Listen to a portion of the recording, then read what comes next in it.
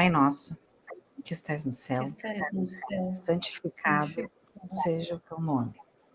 Venha a nós o vosso reino, seja feita a tua vontade, assim na terra como no céu.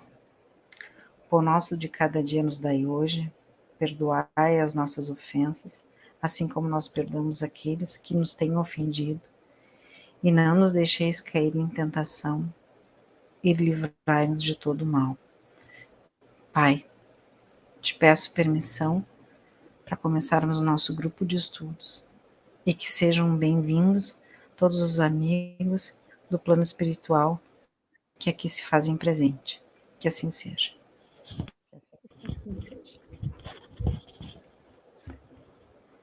Meninas.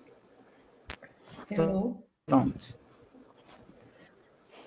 Tá todo mundo me escutando? Sim. Então, tá. Não é que vocês ficaram tudo quietinhos. Ai, meu Deus, vai começar a dar problema agora. Não, tá tudo Deixa eu certo. acender a luz aqui, peraí.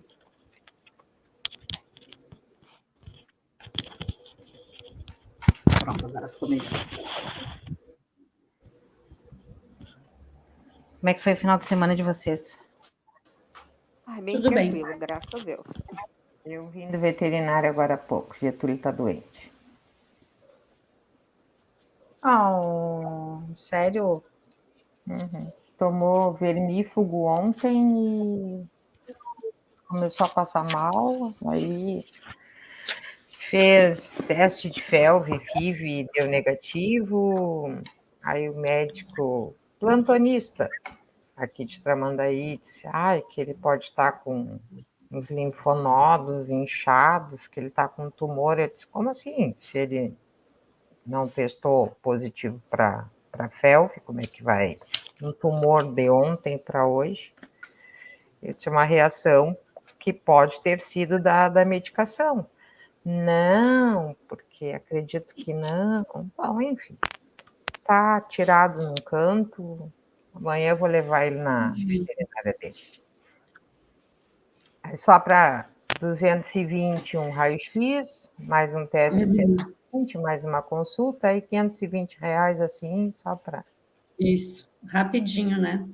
E sem resolverem o problema. O pior de tudo é isso. Rapidinho. Né, Lia?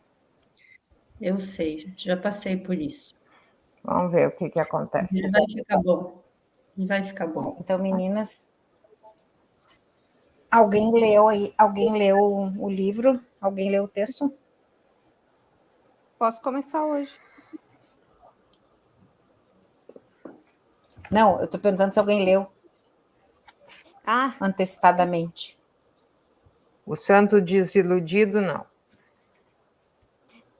Essa semana não li. Não foi isso que eu... Ninguém leu. Por isso, hoje a espiritualidade vai ter que nos perdoar, porque hoje a coisa não tá boa. Não. Muita coisa. A internet cai toda hora. Assim, vamos com fé em Deus que vai dar tudo certo. Quem é que quer ler o Jesus no Lar? A Andréia já disse que queria ler, né? Pode ler então, Andréia. Não, eu tô sem ele impresso aqui. O Jesus no Lar. Tu tá sem ele? Tô Tá, sem tu ele. vai ler. Eu posso ler então e aí pode. Tá. O Santo Desiludido.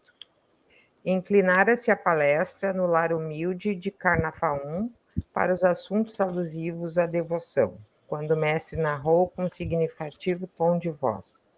Um venerado devoto retirou-se em definitivo para uma gruta isolada, em plena floresta, a pretexto de servir a Deus. Ali vivia entre orações e pensamentos que julgava irrepreensíveis, e o povo, crendo tratar-se de um santo Messias, passou a reverenciá-lo com intraduzível respeito. Se alguém pretendia efetuar qualquer negócio do mundo, dava-se pressa em buscar-lhe o parecer. Fascinado pela alheia consideração, o crente, estagnado na adoração sem trabalho, supunha dever situar toda a gente em seu modo de ser, com a respeitável desculpa de conquistar o paraíso. Se um homem ativo e de boa fé lhe trazia apreciação a algum plano de serviço comercial, ponderava escandalizado. É um erro. Apague a sede de lucro que lhe ferve nas veias. Isso é ambição criminosa. Venha orar e esquecer a cobiça. Se esse ou aquele jovem lhe rogava opinião sobre o casamento, chamava aflito. É disparate. A carne está submetendo seu espírito. Isso é luxúria. Venha orar e consumir o pecado. Quando um ou outro companheiro lhe implorava conselho acerca de algum elevado encargo na administração pública, exclamava, compungido: é um desastre. Afaste-se da paixão pelo poder. Isso é vaidade e orgulho. Venha orar e vencer os maus pensamentos. Surgindo pessoa de bons propósitos, reclamando-lhe a opinião quanto a alguma festa de fraternidade em projeto, objetava, irritadiço: é uma calamidade. O júbilo do povo é desregramento. Fuja à desordem. Venha orar, subtraindo-se à tentação.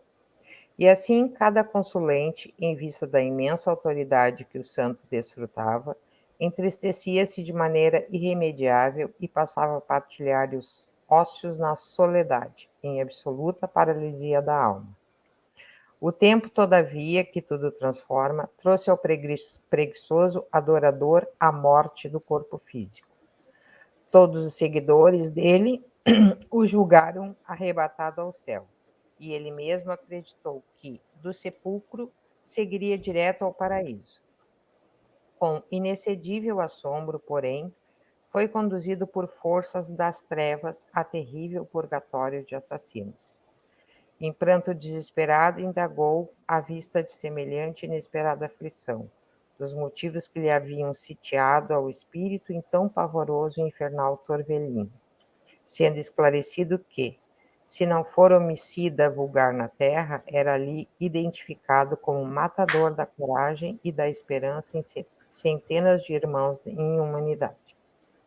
Silenciou Jesus, mas João, muito admirado, considerou: mestre, jamais poderia supor que a devoção excessiva conduzisse alguém ao infortúnio tão grande. O Cristo, porém, respondeu imperturbável: plantemos a crença e a confiança entre os homens, entendendo, entretanto, que cada criatura tem o caminho que lhe é próprio. A fé sem obras é uma lâmpada apagada. Nunca nos esqueçamos de que o ato de desanimar os outros nas santas aventuras do bem é um dos maiores pecados diante do poderoso e compassivo Senhor.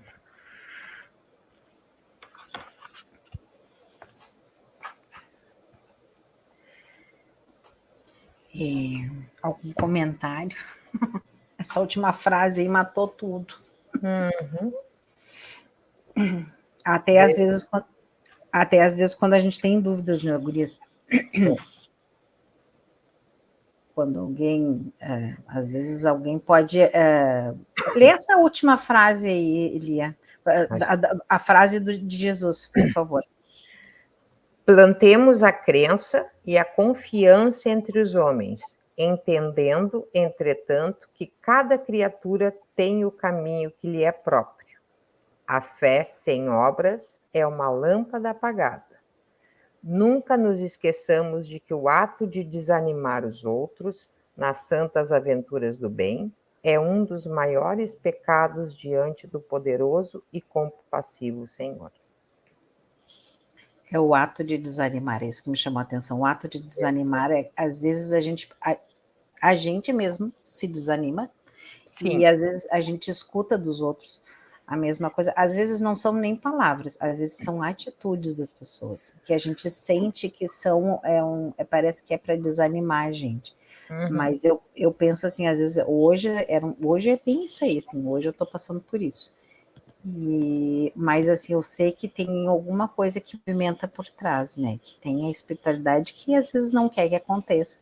E eu sinto isso, mas eu não desisto, eu vou pro meu grupo, pode estar caindo né? O céu, mas eu vou ir para o grupo porque pelo menos é o que fortalece também dentro de casa. É o que fortalece dentro de casa, é o que nos fortalece, e todos os domingos nesse nosso encontro, né, nesse propósito, né, que a gente tem, e que a gente realiza, faz muito bem. Depois de cada término do Evangelho e do Jesus no Lar, e da nossa reunião, do nosso grupo, é tão maravilhoso, eu sinto uma bênção, assim. É um bálsamo, na verdade. Que daí a gente, né? Nós 5, a gente está... É como se... Como é que eu posso me expressar? Faltou a palavra. Mas a resposta, isso que tu está falando, ela tem exatamente nesse capítulo aqui que a gente estudou. Que a gente vai ler depois para frente. Quando chegar nesse ponto, aí eu vou sinalizar para você, se a gente conseguir chegar até lá, né? Porque tem bastante coisa para a gente falar. André, então tu quer começar, né? Começo. Tá, pode começar. Tá.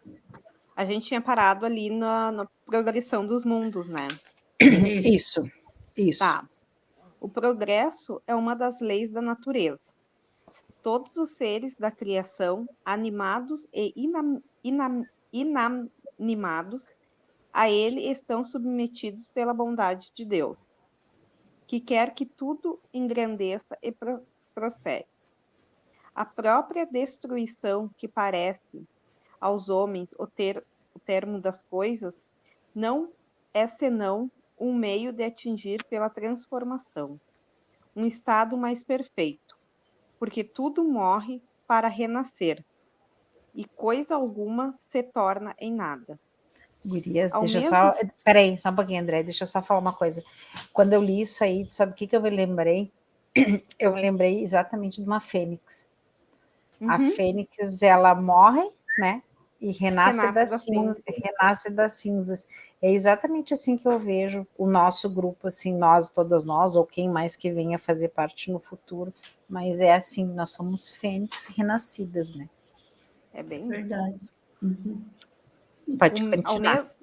Ao mesmo tempo que os seres vivos progridem moralmente, os mundos que eles habitam progridem materialmente. Que pudesse seguir o mundo nas suas diversas fases, desde o instante em que se aglomeram os primeiros átomos, que serviram à sua constituição.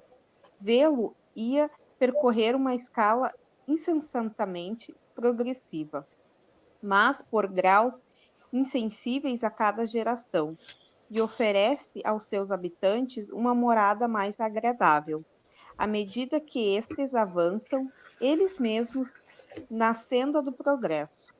Assim, caminham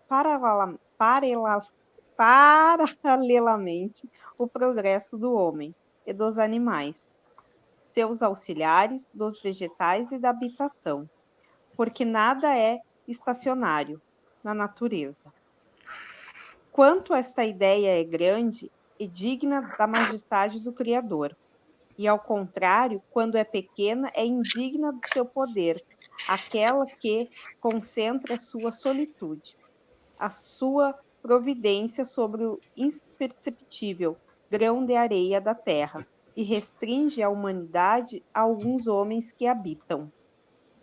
A terra, seguindo essa lei, esteve material e moralmente num estado inferior ao que está hoje, e atingirá, sob esse duplo aspecto, um grau mais avançado. Ela atingiu um dos seus períodos de transformação, em que de mundo expiatório tornará-se um mundo regenerador. Então os homens serão felizes, porque a lei de Deus nela reinará. Santo Agostinho, Paris, 1862. Gurias, vocês lembram que naquele dia a gente perguntou, a gente fez a pergunta, né? Se era um mundo de regeneração, se a gente ia chegar nesse ponto. Tá aí a resposta, né? Tá aqui a resposta. Uhum. Tá aqui a resposta, para ver como a gente, às vezes, a gente é... Até marquei o parágrafo, porque me chamou bastante atenção, e eu me lembrei da Karen, né? Ela nos falou, é bem isso mesmo. É bem isso aí. Muito obrigada, dona Karen, pelos seus esclarecimentos.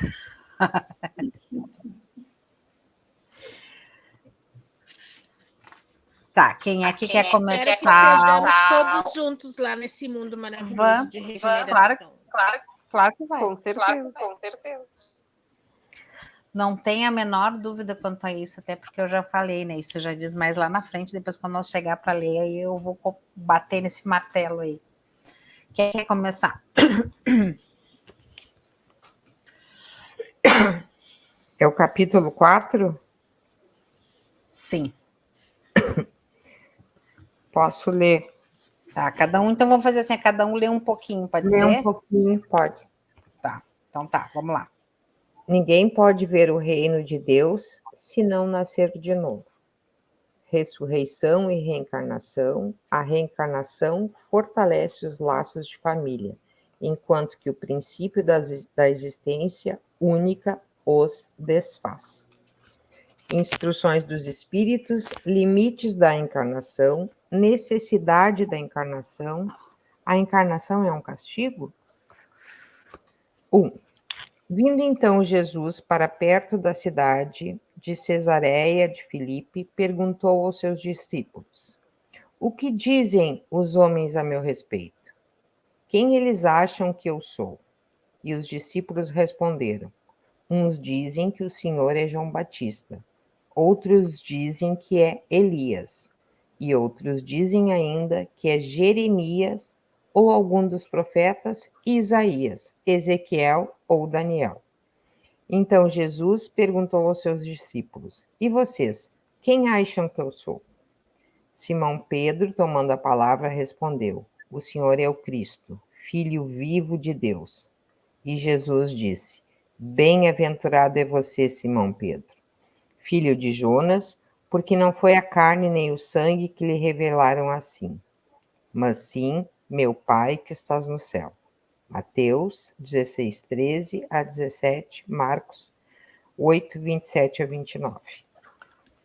Número 2, quem quer ler? Pode ler? Pode continuar? Pode continuar. Não. Então pode, você se decide aí. A notícia de tudo o que Jesus fazia chegou até Herodes, o tetrarca, e ele ficou perplexo porque uns diziam: É João Batista que ressurgiu dos mortos. Outros diziam: É Elias que reapareceu. Outros diziam ainda: É um dos antigos profetas que ressuscitou.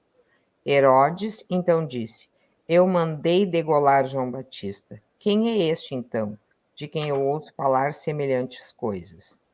E procurava a ocasião para encontrar Jesus. Marcos, versículos 6, 14 e 15, Lucas 9, 7 a 9. Após a transfiguração, os discípulos perguntaram a Jesus: Por que os escribas dizem que Elias veio primeiro?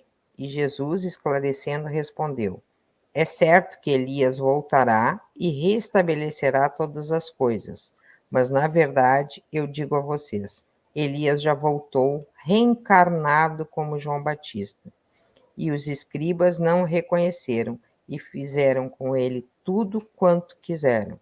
E assim também que eu vou padecer em suas mãos. Os discípulos então compreenderam que era João Batista que Jesus estava falando, ou seja, João Batista era Elias reencarnado. Mateus, capítulo 17, versículo 10 ao 13, e Marcos, capítulo 9, 10 a 12. O mesmo que fizeram com o Elias, ele já sabia, né? O que fizeram com Elias, João Batista, Elias veio de novo como João Batista, não escutaram ele porque precederam Jesus, e Jesus também afirmou que eles fariam o mesmo com ele. Uhum. Ou seja, o ser humano, com perdão da expressão, é muito burro e ignorante, né? Porque teve 3 avisos, além dos avisos, já vieram outros, né, anteriores a esses, e realmente não se deram conta, né? Quem aqui quer ler Ressurreição e Reencarnação? Gente, eu não quero ler porque a minha luz está muito baixa, muito ruim. Tá, eu leio então. Tá. Tá, eu vou ler então. Ressurreição e reencarnação.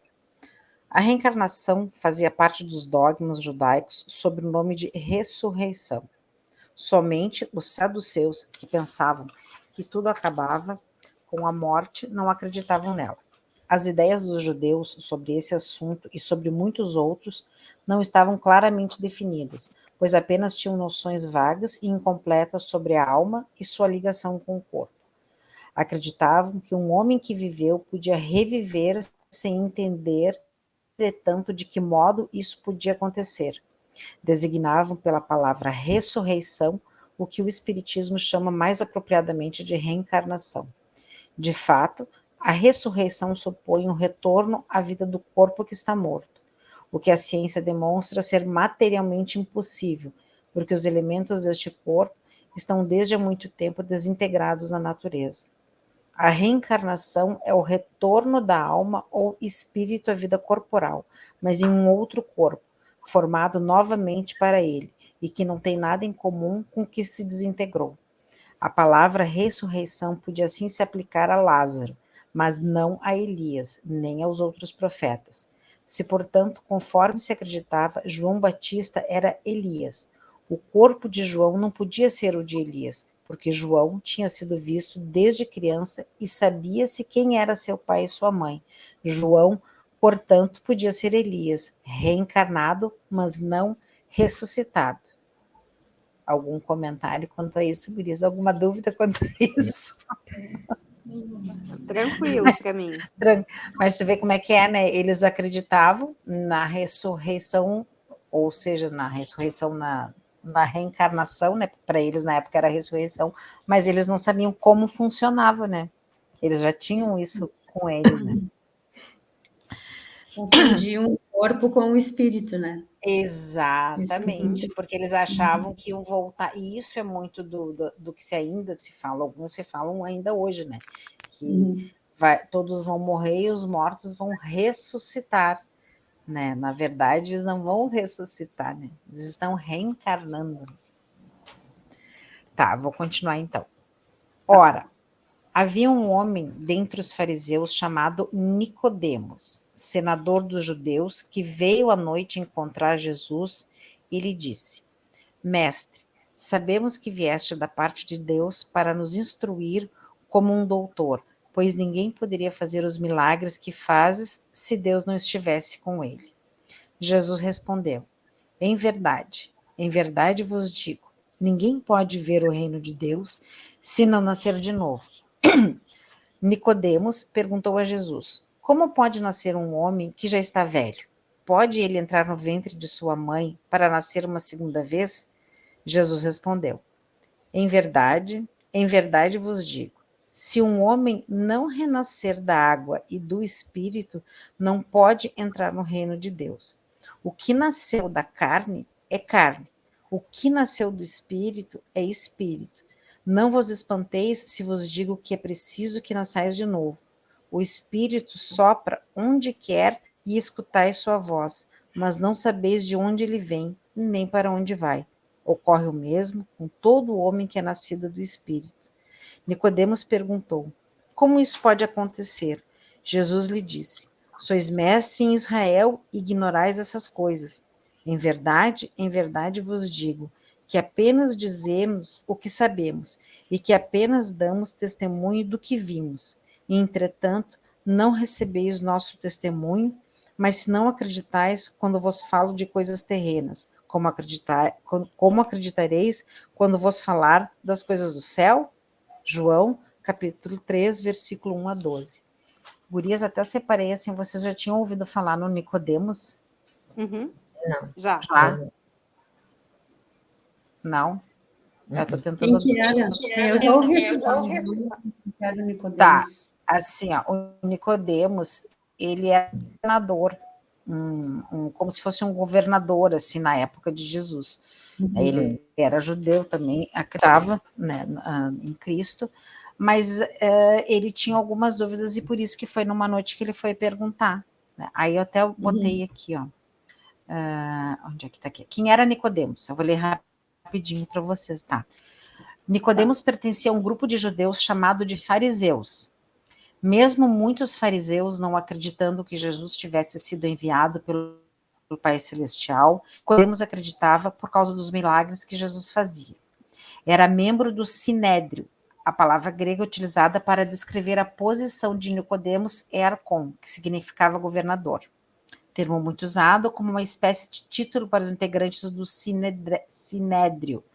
Em algumas traduções, o termo também é utilizado como líder dos judeus. Ou seja, era um governador, acreditava, né? E aí, outra coisa que eu até apontei aqui, ó, deixa eu ver aqui. Por que Nicodemos falar com Jesus? O que levou Nicodemos a procurar Jesus foi a sua dúvida acerca de como ele poderia entrar de Deus. Ou seja, ele tinha uma dúvida do que ia acontecer com ele depois que ele morresse, né? Isso mesmo. Ele também foi um dos que defendeu Jesus Cristo, porque foi pelo que eu li, eu peguei vários pontos na internet, né? E aí ele defendeu Jesus Cristo 3 anos, porque Jesus foi julgado sem julgamento, vamos dizer assim, né? Eles decidiram que ele era culpado sem ele ter sido escutado. E Nicodemos defendeu ele. E aí, tanto que ele disse, como é que vamos condenar alguém? Assim, aí ele botou assim, ele botou assim, não, ele falou, a nossa lei condena alguém sem primeiro ouvir para saber o que ele está fazendo? Aí eles responderam para Nicodemos, você também é da Galileia? Verifique e descobrirá que da Galileia não surge profeta. Então, assim, ele foi julgado realmente sem ser escutado. E Nicodemos também foi um dos que tirou ele da cruz e que sepultou ele. Só para vocês entenderem o contexto. Tá? Quem era o Nicodemos. Tá. Posso continuar? Alguém quer continuar? Pode continuar. Eu não vou ler porque a minha internet está muito ruim, tá? Eu saio às vezes e volto, daí pode dar problema. Tá. O pensamento de que João Batista era Elias e de que os profetas podiam reviver na terra encontra-se em muitas passagens dos evangelhos, notadamente nas relatadas acima. Acredito que é versículo 1 a 3. Se essa crença fosse um erro, Jesus não teria deixado de combatê-la como combateu tantas outras. Longe disso, Jesus a confirmou como toda a sua autoridade e colocou como ensinamento e como uma condição necessária quando disse: ninguém pode ver o reino de Deus se não nascer de novo. E insistiu acrescentando: não vos espanteis se vos digo que é preciso que nasçais de novo. Essas palavras, se um homem não renascer da água e do espírito, foram interpretadas no sentido da regeneração pela água do batismo. Porém, o texto primitivo trazia simplesmente não renascer da água e do espírito, enquanto algumas traduções a expressão do espírito foi substituída por Espírito Santo, o que não corresponde mais ao mesmo pensamento. Este ponto capital sobressai dos primeiros comentários feitos sobre os evangelhos, assim como isso será um dia constatado sem equívoco possível. Para compreender o verdadeiro sentido dessas palavras, é preciso igualmente entender o significado da palavra água, que foi empregado ali com um sentido diferente do que lhe é próprio. Os conhecimentos dos antigos sobre as ciências físicas eram muito imperfeitos. Acreditavam que a Terra tinha saído das águas e por isso julgavam a água como elemento gerador absoluto. É assim que na Gênesis está escrito: o Espírito de Deus era levado sobre as águas, flutuava sobre a superfície das águas. Que o firmamento seja feito no meio das águas, que as águas que estão sobre o céu se reúnam em um lugar e que o elemento árido apareça. Que as águas produzam animais vivos que nadem na água e pássaros que voem sobre a terra e sobre o firmamento. Conforme essa crença, a água tinha se tornado o símbolo da natureza material, como o espírito era o da natureza inteligente. Estas palavras, se o homem não renascer da água e do espírito, ou em água e em espírito, significam então, se o homem não renascer com seu corpo e sua alma, é neste sentido que foram entendidas naqueles tempos. A mesma interpretação, aliás, é confirmada por estas outras palavras de Jesus. O que nasceu da carne é carne, e o que nasceu do espírito é espírito, as quais dão a exata diferença entre o espírito e o corpo. O que nasceu da carne é carne, indica claramente que só o corpo procede do corpo e que o espírito é independente dele. Alguma dúvida até aqui, Gurias? Está tudo tranquilo? Tudo bem. Nada para falar? Tudo certo. Lia, tudo certo? Tudo certo. Tá. O Espírito sopra onde quer. Escutais sua voz, mas não sabeis nem de onde vem, nem para onde vai. Pode-se entender como a alma do homem ou Espírito de Deus que dá vida a quem ele quer. Não sabeis de onde vem e nem para onde vai, significa que não se conhece o que foi e nem o que será o Espírito. Se o Espírito ou alma fosse criado ao mesmo tempo que o corpo, se saberia de onde veio. Uma vez que se conheceria seu começo, de todos os modos, essa passagem é a confirmação do princípio da pré-existência da alma e, por conseguinte, da pluralidade das existências. Acontece que desde o tempo de João Batista até o presente, o reino dos céus é tomado pela violência, e são os violentos que o arrebatam, pois todos os profetas e também a lei assim profetizaram. E se quereis entender o que vos digo, ele mesmo é o Elias, que há de vir. Ouça aquele que tem ouvidos para ouvir. Mateus, capítulo 11, versículo de 12 a 15. Alguém quer ler mais? Vou ler esse pedaço. Tá. Se o princípio da reencarnação, expresso no Evangelho do apóstolo João, poderia ser interpretado em sentido puramente místico, o mesmo não acontece com essa passagem do apóstolo Mateus, que não deixa nenhuma dúvida quando diz: João Batista é o Elias que já veio. Nessa frase não há sentido figurado, é uma afirmação positiva. Desde o tempo de João Batista até o presente, o reino dos céus é tomado pela violência, que significam estas palavras se na ocasião em que Jesus as pronunciou. João Batista ainda vivia? Ele mesmo as explica dizendo: se querem compreender o que eu digo, João Batista é o Elias que já veio. Sendo João Batista o próprio Elias reencarnado, Jesus refere-se à época em que João Batista era Elias, deixando claro que ambos são o mesmo espírito em duas encarnações distintas.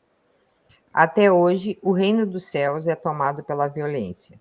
Nessa passagem, Jesus refere-se à violência da lei de Moisés, que determinava o extermínio dos infiéis para que os hebreus ganhassem a terra prometida, verdadeiro paraíso para eles. Pelo ensinamento de Jesus, o reino de Deus não é propriedade de um único povo, mas herança de todos quantos amem a Deus e ao próximo. Assim, Jesus estabelece uma nova lei, segundo a qual se obtém o céu pela caridade e pela brandura, e não mais pela violência.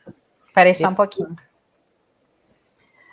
Pelo que eu entendi, Gurias, e eu acho que a gente até podia uma hora se aprofundar nisso, as leis de Deus foram os 10 mandamentos, certo? Que foi as que foram escritas na pedra, que Moisés recebeu.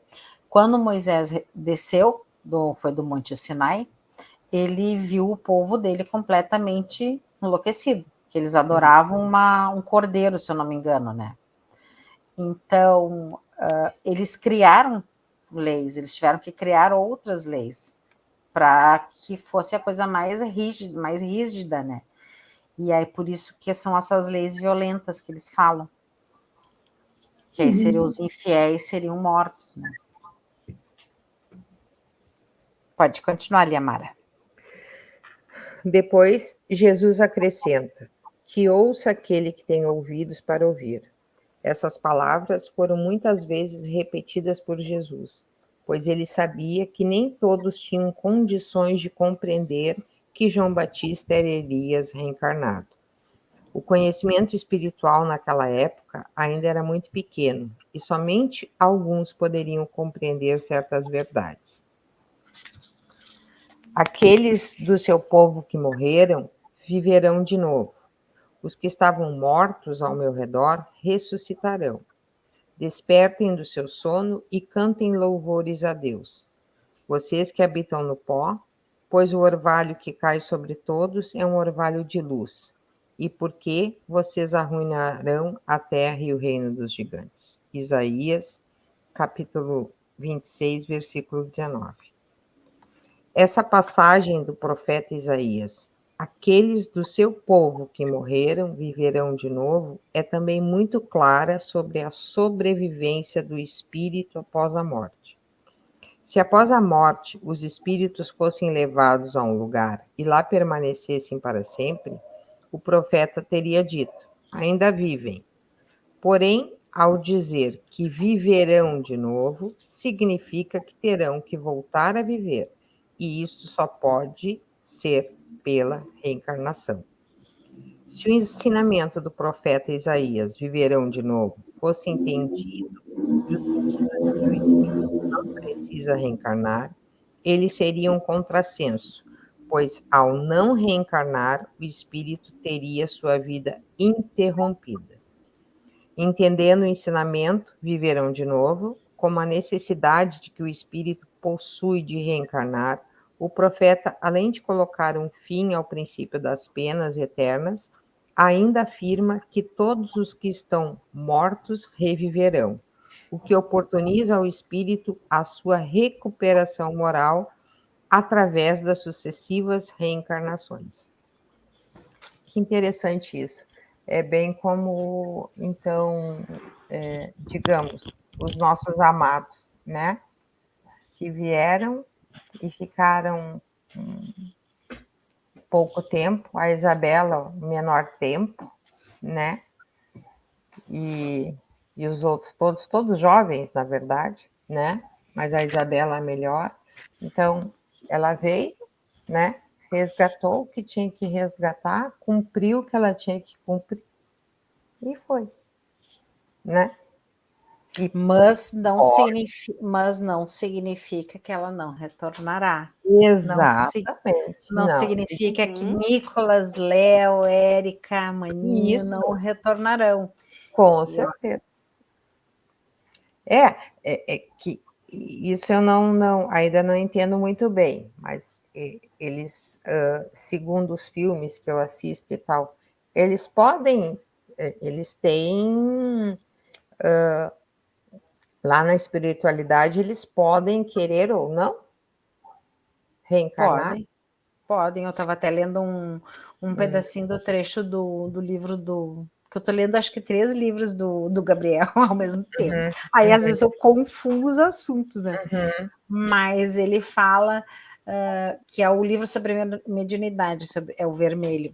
Ele fala sobre isso, que tem uma pessoa que ele vai entrevistar, e aí ele pergunta para o Dimas, né? E ele está há muito tempo, um dos espíritos está bastante tempo lá, porque ele prefere ficar lá, né, um bom tempo, até ele ter um entendimento, até ele estudar para poder voltar. Claro que tem muitos deles, eu já ouvi nas palestras do Newton mesmo, que ele fala, né, e de outros médiuns também, outros palestrantes que falam, não tem tempo, não há um tempo. Depende acho que depende do plano. Depende do plano, depende da autorização. A progressão dele. O que eu estudei, que eu estou estudando lá, às vezes assim, ó, tu tem uma reencarnação compulsória. Tu é chamado para dizer se tu quer ou não, como tu quer. Tu pode até escolher como que tu vai vir. Sim. Tem uma outra que tu tem que vir. Não tem o que dizer. Tu vai vir, eles vão te empurrar e pronto. Não tem o que falar. Tu tem que vir e vai vir. Então, assim, às vezes tu vem não da forma como tu queria, não como tu queria, tu vem com alguma doença, tu vem já sofrendo, mas tu tem que vir passar aquele período aqui para, né, terminar o que realmente precisava. E daí pode ser que na próxima tu já venha como tu queria. Então, assim, e a gente reencarna milhões de vezes, né? Lá eles falam muito, a gente ri bastante, assim, porque eles assim, eu olho para vocês e vejo. Tu aí, ó, foi lá no Joana Dark, ó, queimou as mulheres tudo lá, quebrou todo mundo, pegou as bruxas. E eles falam bastante assim, agora vocês estão no melhor momento. A gente está sempre no nosso melhor momento. Então, assim, com certeza eles vão ou não vão, depende. Eu acredito que os nossos, eles vão ter, sim, eles já estão naquele momento que eles podem decidir se eles querem, quando que eles querem, de que forma eles querem. Ou homem ou mulher, isso é uma coisa que a gente estudou essa quarta-feira, sobre ser o homem e a mulher, e como tudo, não é que está se perdendo, mas tipo assim, mãe é mãe, pai é pai. Um filho, ele precisa da mãe e ele precisa de um pai, né? Isso é uma lei normal de Deus. Que nem a Patrícia. A Patrícia foi mãe e pai dos filhos dela. Mas a encarnação dos dois seria bem mais fácil se eles tivessem um pai, se eles tivessem a visão masculina. Ia ser diferente. De repente, em algum momento de vida, eles vão ter que voltar para resgatar isso. De repente, o Maninho está resgatando hoje lá onde ele está, né? Mas tudo depende, a gente nunca tem certeza de nada. Eu vou dizer uma coisa. Tira teu microfone aí para. Aí, assim, ó, o que é? Até esses dias eu estava pensando sobre isso, né? Que eu já tinha falado para vocês na questão do perdão, né? Que eu ainda não consigo. Mas é uma das coisas que eu vejo assim, é que nem aquela frase que a gente diz assim, eu vou rebater alguma coisa com luva de pelica. Por quê? Porque nessa encarnação ele veio, o Elias pai veio para ser o pai, né? Ele se propôs a isso, o humano veio se propondo a ser naquela família, naquele seio familiar, mas o Elias não resgatou o que ele tinha para resgatar, o pai, né? Quando eu falo Elias, é pai, viu? É o pai. Ele não fez o que ele tinha para fazer. E hoje, na espiritualidade, quem é que apoia ele? É o maninho que apoia ele, o maninho que traz ele junto. E isso vai acabar acontecendo que, quem sabe, um dia eles terão que voltar juntos para que o Elias, pai, possa resgatar aquilo que ele não fez e que ele teve a oportunidade de fazer nessa vida e ele não fez. Disso eu tenho plena convicção, mas eu vou dizer uma coisa para vocês assim, ó, eu sinto muito orgulho do maninho pelo fato dele ajudar o pai dele, apesar de que assim, eu fico meio assim, né, às vezes eu não tô evoluída ainda para aceitar certas coisas, mas assim, eu acho muito bonito, porque isso nada mais é do que amor, né? É amor, é simples amor. Então, quem sou eu para dizer para ele que não pode fazer nada? Ele pode sim, ele pode fazer. Pati, e talvez seja até uma coisa para ti mesmo evoluir, né? Sim, pra ti exato. mesmo conseguir entender o que aconteceu aqui, o que tu teve que te esforçar aqui para criar os dois, e agora tu tá conseguindo ter esse discernimento e essa visão, não sei como dizer, essa visão, o Maninho tá conseguindo te mostrar e que talvez tu também precisasse resgatar alguma coisa. De repente, nem são eles que tem que resgatar, de repente é tu, né? A gente nunca sabe, né? Tem como saber.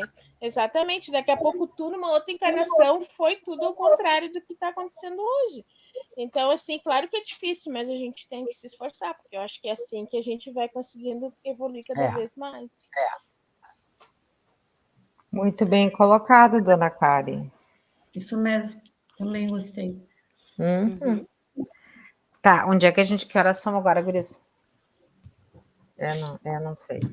23. 23. 9. Tá, onde é que tu parou? No ponto 14? Foi, né? Foi. Tá, tá, vai começar ali no ponto 14, é isso? Isso. Tá, E aí cadê a Andréia? Aí termina, depois só vem a primeira versão, que eu acho que é o que dá tempo de terminar ali do 14 a 9:23, termina o 14. Quer ler, gente... André? Posso ler? Tá, então pode ler. Tá. Mas quando o homem está morto, quando o homem está morto uma vez, que seu corpo, separado do seu espírito, está consumindo, em que se torna ele, o homem estando morto, uma vez poderia reviver de novo? Nessa guerra em que me encontro todos os dias da minha vida, espero que minha transformação chegue. Job, capítulo 14, versículo 10, 14, tradução de Le Maistre de Sassi. Quando o homem morre, perde toda a sua força e expira, depois onde está ele? Se o homem morre, reviverá? Esperarei todos os dias meu combate até que em que me chegue alguma transformação. Quando o homem está morto, ele vive sempre, terminando os dias de minha existência terrestre, esperarei porque a ela voltarei de novo. O princípio da pluralidade das existências está claramente expresso nessas três versões. Não se pode supor que Job tenha querido falar da regeneração pela água do batismo, que certamente ele não conhecia. O homem, estando morto uma vez, poderia reviver de novo? A ideia de morrer uma vez e reviver implica na de morrer e de reviver várias vezes. A versão da igreja grega é ainda mais explícita. Se isso é possível, terminados os dias de minha existência terrestre, estarei, porque a ela retornarei. Quer dizer, eu tornarei a existência terrestre. Isso é tão claro como se alguém dissesse: eu saio da minha casa, mas a ela retornarei. Nessa guerra em que me encontro todos os dias da minha vida, espero que minha transformação chegue. Job evidentemente quer falar da luta que sustenta contra as misérias da vida. Ele espera sua transformação. Quer dizer, resigna-se.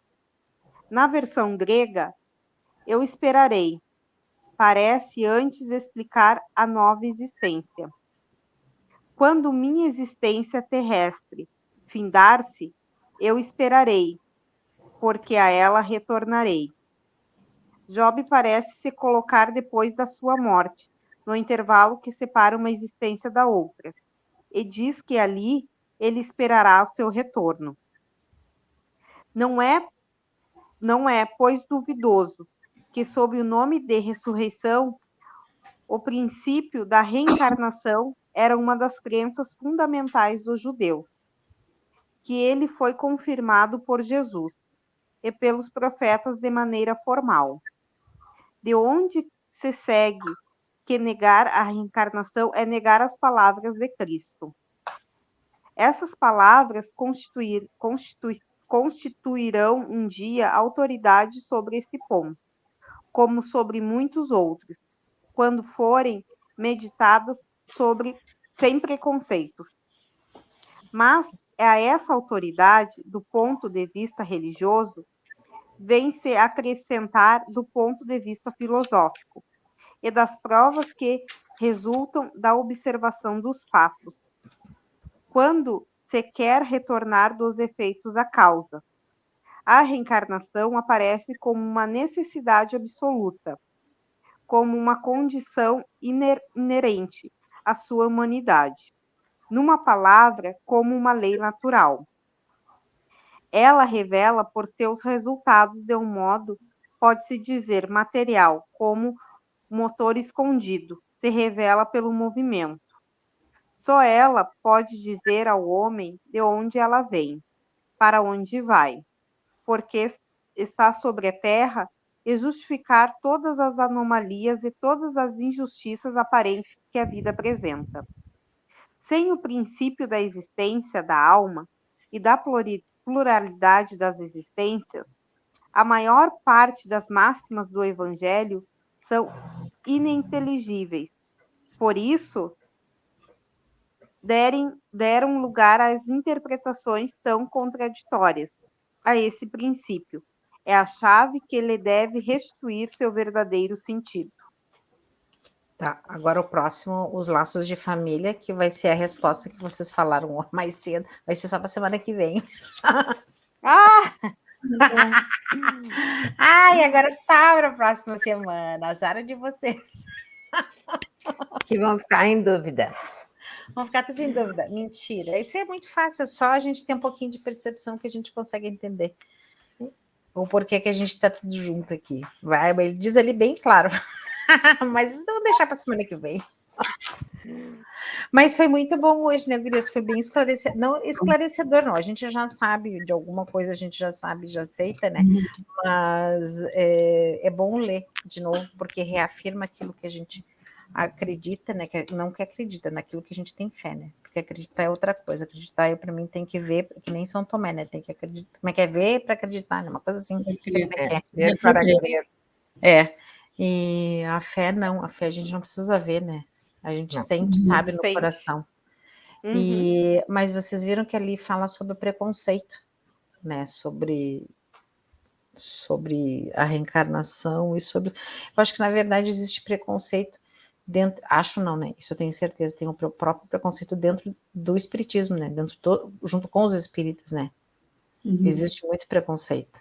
Existe até uns que não gostam dos outros e assim vai, né? Então, não é só o preconceito dos de fora, daqueles que não acreditam.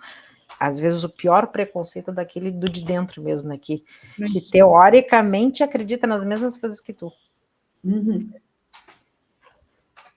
Bem por aí. Mais alguma coisa a falar, meninas? É isso, Gurias. Hoje vocês estão muito quietinhas, vocês estão em silêncio. Está todo mundo hoje quieto. Tudo quieto hoje. Hoje está meio pesada a coisa. Não digo pesada, mas assim, parece que nós estamos todos na mesma sintonia, né? Hoje está todo mundo quietinho, hoje está todo mundo, né? E aí a gente faz o evangelho e dá um pouco de sono, né? Os nossos amigos espirituais devem estar, mas elas estão paradinhas hoje, hein? Porque a gente é sempre mais serelepe. Sim. É que foi um domingo atípico. Tá, agora eu vou perguntar para vocês. Quem vai fazer a prece final?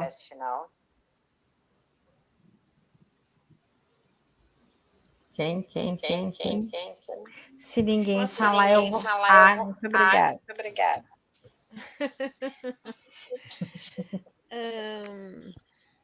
Obrigada, meninas, por essa noite. Obrigada por estarmos juntas.